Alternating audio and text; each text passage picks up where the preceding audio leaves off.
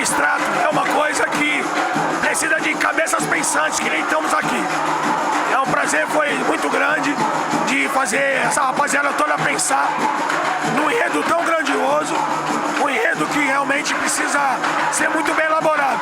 E graças a Deus, a comunidade, a diretoria reconheceu que foi uma obra que realmente vai trazer uma grande glória para a escola. Bom, pra gente é uma honra poder fazer samba, um enredo que é abstrato, porém, Deus abençoou.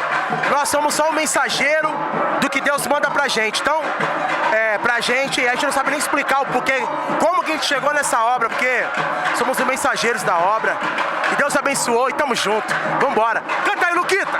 É coisa de pele, além da razão, é impossível viver sem meu pavilhão. O meu coração disparou em tom maior, meu grande amor. É coisa de pele, além da razão, é impossível viver sem meu pavilhão.